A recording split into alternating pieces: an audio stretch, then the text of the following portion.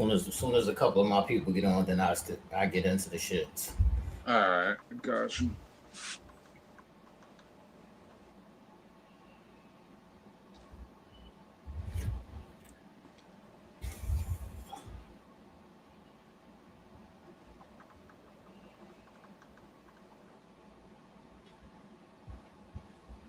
So,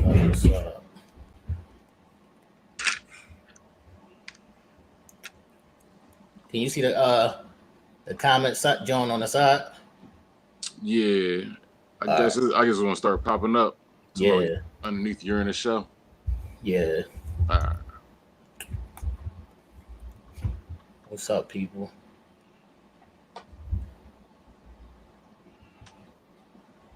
It's gonna be episode 2. Let me see if I put that shit up.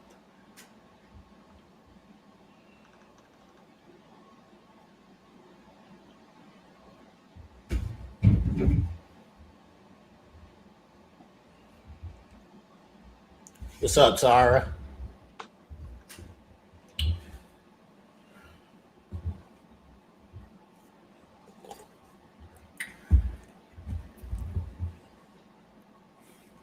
Where Nell crazy ass at?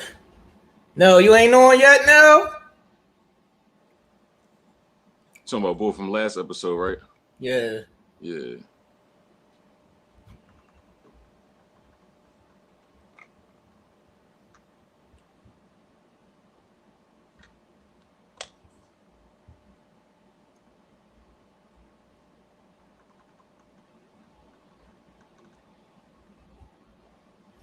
What's up, Angelia? We're gonna get started at 8:05. All right. I see everybody posting their sneakers and shit. Can you see the sneakers on my page? You see people posting their sneakers on my page? No. On my page, everybody posting their sneakers and shit. Yeah. Yeah. They collections, right? Yeah. Mm-hmm. Oh, Nell got on them number 9s today. I see. I see you, Nell, with them 9s on today.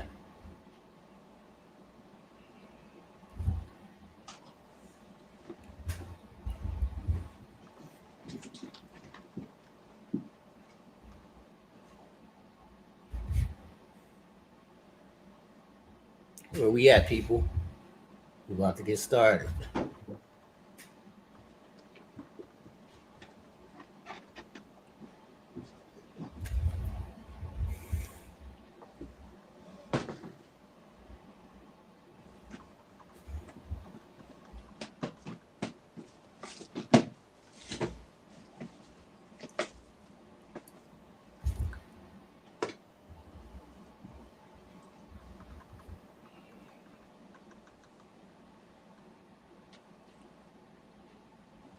You.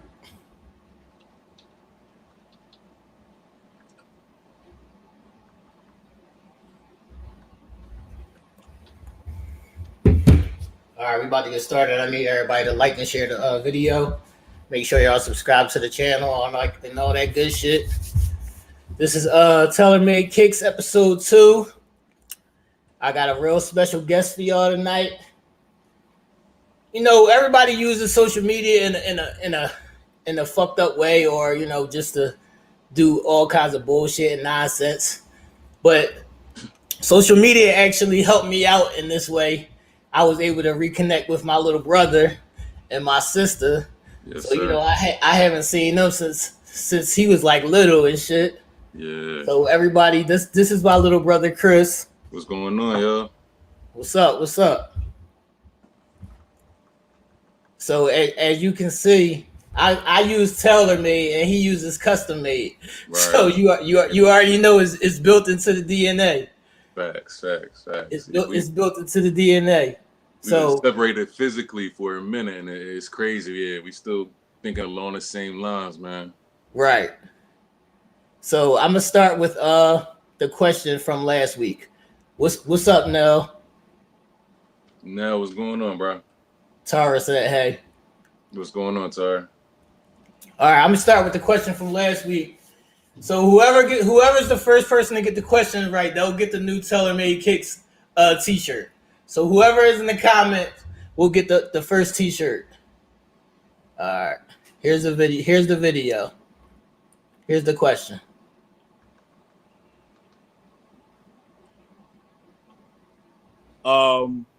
What year did Michael Jordan debut the Jordan 3s? And who was his marketing campaign featuring? That's what it is. Anything about the 3s, you know the story behind them. That's what it is. All right.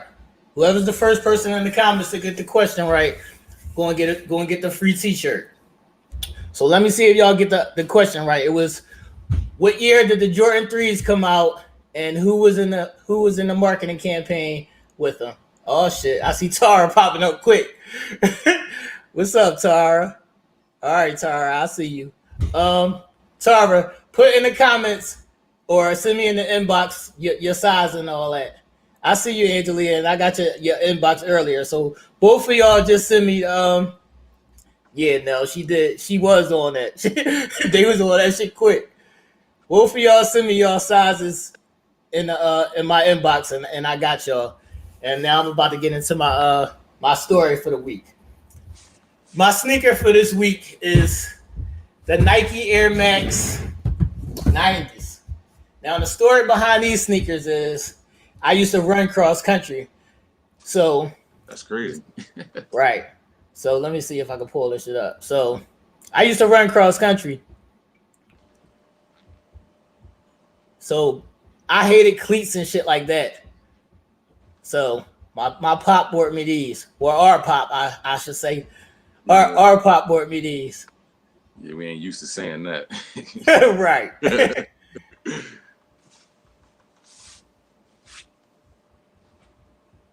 But this is me when I was little running and shit. Okay. Yeah, that's crazy. That's something I ain't expect. Right. But these is my customs Nike Air Max 90s.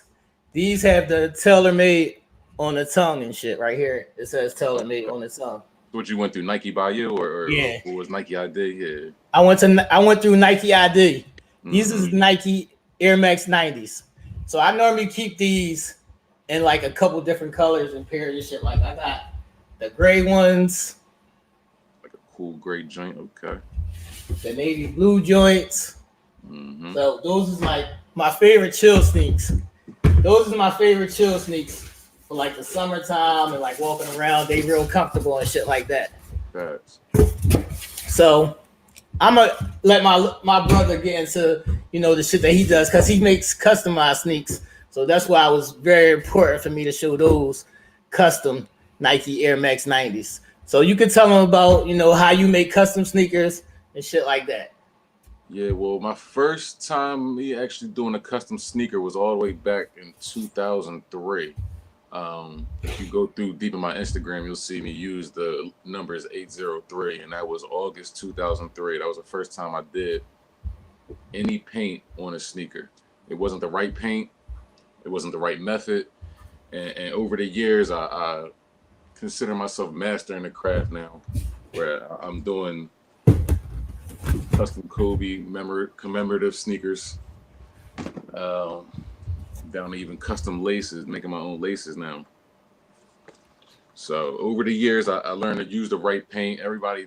Not everybody, people who want to jump into the custom world, they think that they could just go to Michael's and buy some craft paint off the shelf and just slap it on your sneaker and you're going to be able to walk around.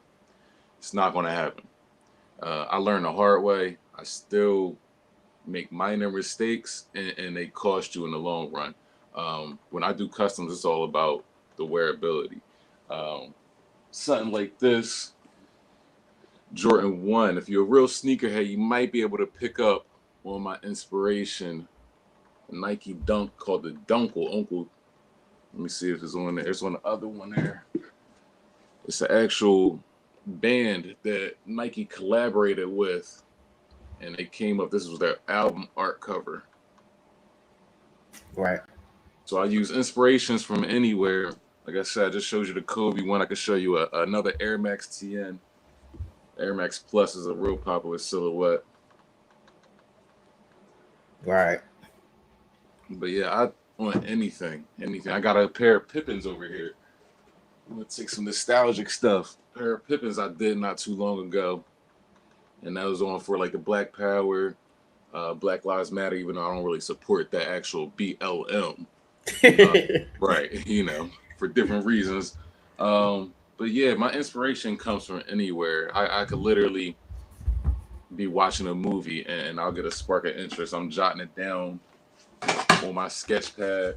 I got Right. notes for days on different. I got notes on my phone. The biggest like work I've done is collaborating with an Eagles player. I think it was like 2016, 2017. They did calls for cleats. Right. And that was like the first year that the athletes was able to wear cleats that didn't match their uniform. So I had somebody reach out to me from the Eagles and do a custom for them. That sparked a lot in that time around 2016, 2017. I got heavy into cleats, and you know what I mean, piggybacking off of the cross country. It's a whole different ball game when you want somebody to run in your work. You know what I mean? Because a lot of wear and tear on them sneakers. So if you want them to last more than one event, you really gotta put in your preparation work. That's where everything. Anybody looking to get into the custom world, it's all about prep work, and I associate that with a lot of things in life. If you don't prepare, Right. your results ain't going to be good. You know what I'm saying? So Right. that's what I stress to anybody getting into the custom game. Prepare that leather, prepare the canvas, whatever material it is.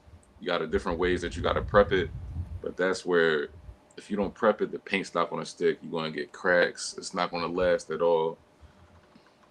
Look, Nell had a question. He said he wanted to know what's the starting price point and what's the turnaround time. My cheapest is 80. That's like to get you in the game, and that's like it doesn't restrict you to what you're going to get, but that's like it get you in the door. It could be, you know, just simple color change, or if you want, you know, details, that's when the price is going to go up. Say if you want little logos, stuff like that. A custom like this took me, I would say, maybe about a week to do. And you see, it's heavy details in there. Right. Yeah, those I are would say between something like that would be a week. A simple custom I can get done in 2 to 3 days. All right, I got something that I need you to do. These are some fresh forces with the bubblegum soles. With the bubblegum soles. Love gum bottoms, bro. So I definitely need you to touch these up. Do something special. Yeah. Do something special on these. Yeah, definitely bless them drinks, man. Right. So that's a big inspiration too. When I see like something basic, but if it's a gum bottom on there, I'm like, all right, I'm off to the races. That's what drew me towards these ones. These all black at first, with the gum bottom. But I was like, yeah, I gotta cop them drinks. I gotta do something crazy on them. Right. So I want to know, what was your inspiration? Like, who put you on the sneakers? How did you become, a sneakerhead? Oh man, you taking it back to late 90s probably. What originally got me into sneakers, crazy story, is my pediatrician. Wow. Out in Ridley Park. I had Dr. Torrance was his name. And you know what I mean, me most likely being just a inner city black kid, he took I can't say he took a liking to me, but he kind of had compassion for me. You know what I mean? And he actually bought me, I wish I could pull him up or something, but if you were a sneakerhead, you know, the David Robinsons, the up-tempos. Right. He bought me the white and black colorway, the original colorway. He bought me them joints. And I mean, he blew my mind because, nobody outside of my race has ever done anything for me like that, especially as a young kid. Right. And then, you know what I mean, from just to be outside my race, not really know me. Only connection I had was being, his patient, him being my doctor. Right. But he was definitely a cool dude, and he was a original person who got me like into sneakers. He didn't even ask me what sneaker I wanted. He just gave it to me, and that Nike Air bubble, man, still to this day. That's why I love Nike Air, man. If they got a visible air unit, right, I got my eyes on it. And from there, that was like, late 90s, and then it went to early 2000s was Nike Talk. I don't know if you're familiar with that. Yeah. But Nike Talk, definitely. I was on them forums day, sun up, sun down. And that's what got me into like the rare sneakers. I'm learning that there's only like Europe releases, only releases in Japan, things like that. And so that's what got me into like the search for sneakers, you know what I mean? And that's also what got me into keeping my sneakers. Right. Like the oldest sneaker I probably got in my collection right now is from like 05, 06, still wearable. Anything, I got stuff older, but it's not wearable. Right. So yeah, that's definitely between him blessing me with a random pair, not a random pair, but out the blue pair of sneakers, and then internet, man. Early, I guess you would call early social media. Nike Talk. There was another one called ISS Forum or ISS something, ISS Forums. But there was like 2 or 3 sites, and that was really it. It wasn't nowhere else you could really go to get information for sneakers besides these forums. Right. It wasn't nothing coming on TV for us, you know what I mean? It wasn't a whole bunch of sneaker cons or anything like that. So what's your favorite place to get sneakers now? Right now, honestly, Facebook Marketplace, bro. Facebook Marketplace. Yeah. That's where I find the best steals. I'm probably giving away some info. You know what I mean? Yeah, but well, this is an information show, so we gotta give them we gotta give them some. Right now, I just gotta be a little bit more quicker on the gun. You know what I mean? Right. But yes, Facebook Marketplace. So if y'all looking for new, used, bulk, everything is on Marketplace. I know people. I've had a lot of connections strictly from Facebook Marketplace. Me doing a little bit of the business, even I'll sell some of my customs on Facebook Marketplace, and that'll spark somebody else's interest and say, "Oh, well, I want A, B, and C done." So yeah, Facebook Marketplace. Behind that, I don't do no resale sites. I don't do StockX. I don't do Gold. I don't do none of that. If I can't put my hands on it, right? Yeah, I'm an instant gratification type person. All right, so you also do like restores. So what's the restore process, and where does that start at? What's the price start at? Same thing. The process is the same. It's all about prep work, and it's different for every sneaker. Restoration is really something hard to like give like a general information on. To get you like a general cleaning starts at $30, and that's just your basic cleaning. Anything with mesh or anything like that is $40, and then goes on up from there. What causes the price increase above $40 would be if there's I drop blood on my sneaker or grease. You know what I mean? Something that's like, yo, I can't get this out. No regular sneaker cleaner is going to get it out. And that's what'll raise the price from there. Other than that, my Instagram is the same as my what you see with my name on there. If you go through, scroll down, years ago, I had a dude gave me some Cardinal 7s that his dog got to. Dog done ripped up the pull tab on the bag, got chew marks all over him. And that's also like, you know what I mean? Things like that cause a price increase. All right, here's a question. He said he got a pair of 12s, the Taxi 12s, and the sole got separated. How much would that start at? Generally, you're going to be, it's hard for me to see it without actually putting my hands on it. But right around like $80. I wish I could have, if I had something I could show you. Yeah, actually I do. So when your sole starts separating, most likely, especially if you know the 12s, if it's not a recent release, most likely I could do this to your sneaker in front of you. And it hurts people's heart when they see me ripping the sole away from that shit just hurt it when you just did that shit. That hurts people's heart. But they think that only that little bit that's separating, that's it. You know what I mean? A lot of people are like, oh, can you just do touch up? I can just do touch up for you, but down the road, I can't even say down the road. It might be your next wear. The rest of that sole might come apart. You know what I mean? So that's what my preference is to take that sole completely off and re-glue it all together. That's why I charge $80. I do touch ups, and that's cheaper than $80. But I definitely got to put my eyes on it to see, you know, how bad it is. Right. All right. So what's a popular sneaker that you hate though?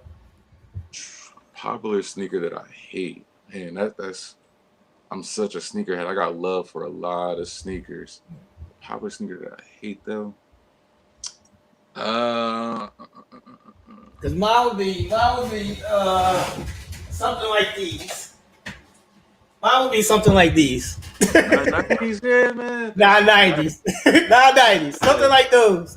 Something like Mine, that mine would be something like those. irks my soul. The Puma Clydes, Right. Stan Smiths, they irk my soul. It's just the how plain they are. You know what I mean? Like an Air Force One is plain, but they got enough details to where it's different panels. They got the holes on the toe box. You know what I mean? The sneakers that's completely just 1-2 pieces of leather. Yeah, they bother me. Right. So what would be your top 5 favorite sneakers though? Top 5. One, I definitely hands down is a Jordan 3.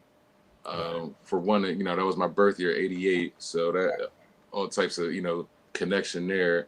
2 would have to be Air Max 95. 3 would be the Air Max Plus. 4, I would put like Jordan 1. I've been a 1 collector. My first pair of 1s I bought for myself was in. See, everybody is big on. I'm not really big on Jordan 1s.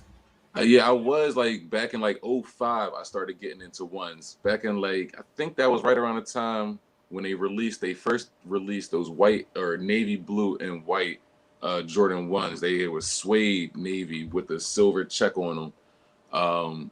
And they had the Jordan hang tag. They had the chrome hang tag. It was just the Jumpman. Right. That's like, that Jordan 1 got me into Jordan 1s. Just the details on a simple sneaker. Like, you know what I mean, with the hang tag, they had like it was like a metallic silver swoosh on it. That was my with Jordan 1 that got me into it. And at 5th place, I would have to say, that Pippin I showed you. Right. These Pippins, man, one of the most comfortable sneakers, period, to me. Right. And you play ball in them. They still, you know what I mean? It's a versatile sneaker. It's cool to put on, wear in the street, but it's definitely a good ball sneak too. Right. All right. So, what do you think, you know, determines somebody who just picks up a pair of sneaks and a sneakerhead? What's your definition of a sneakerhead? My definition of a sneakerhead is kind of like piggybacking off of how Nelson is. Not only do you know about the sneaker, but it's like you have to have a passion for it. I need stories of, yo, I went through A, B, and C to get this sneaker. You know what I mean? Or I don't mind paying resale because I love the sneaker. You know what I mean? And somebody who's just picking up the sneaker, they don't mind. They might not mind paying resale, but it's just because everybody else is paying it. You know what I mean? Everybody else this is part of the game. Now I got to pay resale, but I'm like, you just wearing it for popularity. That's what separates me. If you're wearing a sneaker because it's popular, right? Yeah, I don't think you're a sneakerhead, you know. And right. That's the shit I hate when somebody, you know, be like, they don't fuck with a certain sneaker and they be like, no, that sneaker's out of style. We not. And I would be like, if you like the sneaker, you like the sneaker. Right. It don't matter what the fuck everybody else is wearing. Exactly. And that's why, like, something like that Pippin I showed you, like, you know what I mean? They ain't even released in years, and it's not a popular sneaker, widespread. But, you know what I mean? If you go to a sneakerhead, they going to know what that Pippin is, and they going to be like, yeah, that sneaker was it and still is kind of it. You know what I mean? Right. So what's the elusive sneaker for you? What's the sneaker that you want that you just couldn't get your hands on yet? Probably be something out of Virgil's collection, something off-white Jordan. I got off-white. I got most of his running sneaks. Right. But the off-white ones, not so much. My most elusive one out of that would be that tan off-white 4 he did. That like light beige color joint. Yeah, they definitely clean. But the resale, when I pay, you know, upwards of $1,000, I'm like, man, I'm not gonna wear this sneaker. You know what I mean? Like, you know, or it's definitely only special events, something like that. Right. All right. Before we wrap up, let's see what everybody's talking about in the comments. T General said diversity of the collection and your personal history and knowledge of the shoes. Yeah, that's the basis of a sneakerhead to me. Right. That's definitely the basis of a sneakerhead. Nell said those sneakers were stupid hard. Appreciate you. Yeah. Right. Yeah, I love it. I definitely want to see what you gonna do with these. Oh, for sure, man, for sure. Let me see if I got a pair of Forces I did. I probably did these last year. But this was like a trend going around. Was, you know what I mean, when you didn't have to keep your forces fresh. Right. Yeah, those is hard. Joints. MCM on the check. Yeah, those is hard. Virgil inspiration. Yeah, those is hard. Other joint. This was I try to do different things. Like it's coming like popular now where everybody's trying to change the Nike sign into something else. I know you hear about Cool Kai with the lightning bolts on the sneakers and people putting dice on there instead of check marks and whatnot. On the inside, I had a inspiration from, man, I forget, multi-check joint. I forget his name off top. But yeah, I draw a lot of inspiration, then I put a twist on it. So in there, you got a Louis Vuitton check. You got Salvatore Ferragamo check. And then if you back it up, this ain't Gucci. Right. Yeah, those are fun. Yeah, those are hard. Definitely, you know what I mean? It depends on what route. Summertime, like I've been trying to get back into like, you know what I mean, summer colors. You know what I mean? I actually dip dyed these at first and then I put the paint on top. So how I started off this custom was dip them in a dye, and that's what gave you like this pinkish hue. Right. And I flipped it around and dipped them in an orange dye, and that's what gave you the back. And then I worked on a fade in there so it wouldn't be, you know, too much of like a contrast in the colors. So I definitely, I mean, summertime sneak came out good for me. One of my favorite customs personally. Right. All right. Before we wrap this up, we normally do a question for the next show. So you can say any question, just post a sneaker question for the next show for the next winner of the t-shirt contest. All right, I got one for you. So it could be any question. If you a sneakerhead, this ain't too crazy. You shouldn't. I don't even know if you able to look. I know somewhere it's probably on the internet. You could look it up. But there's something special about how these panels lay out on a Jordan 6. Right. If you know. All right. Nobody answer in the comments. Nobody answer in the comments. That's for next week. That's the question for next week. So we gonna wrap up this episode. Thanks for coming through, showing love. You showed some crazy sneaks. We definitely gonna chop it up. Right, and I know the Sixers game is on, everybody. So we go see y'all next week. We gonna see y'all next week. I'm gonna tap into some more new shit. Yeah, it was good talking with you, bro. All right. All right.